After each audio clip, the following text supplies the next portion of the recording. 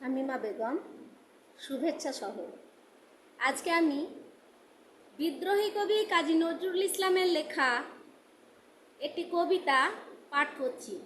দেখব এবার জগৎটাকে, থাকবো না কো বদ্ধ ঘরে, দেখব এবার জগৎটাকে, কেমন করে ঘুরছে মানুষ যুগান্তরের ঘূর্ণিপাকে। দেশ হতে দেশ দেশান্তরে ছুটছে তারা কেমন করে, কিসের নেশায় কেমন করে মরছে যে বীর লাখে লাখে।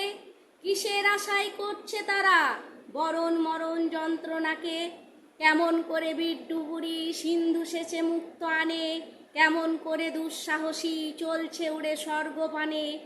জাপটে ধরে ঢেউয়ের ঝুঁটি যুদ্ধ জাহাজ চলছে ছুটি, কেমন করে আনছে মানিক বোঝাই করে সিন্ধু জানে।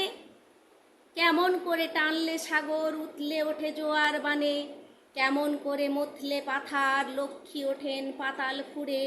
কিসের অভিযানে মানুষ চলছে হিমালয়ের চূড়ে, তুহিন মেরু পার হয়ে যায় সন্ধানীরা কিসের আশায়। হাউই চড়ে চাই যেতে গে চন্দ্রলোকের অচিনপুরে, শুনবো আমি ইঙ্গিত কোন মঙ্গল হতে আসছে উড়ে। রইব না কো বদ্ধ খাঁচায়, দেখবো সব ভুবন ঘুরে, আকাশ বাতাস চন্দ্র তারায় সাগর জলে পাহাড় চূড়ে। আমার সীমার বাঁধন টুটে 10 দিকেতে পড়ব লুটে, পাতাল ফেড়ে নামবো নিচে উঠবো আমি আকাশ ফুঁড়ে।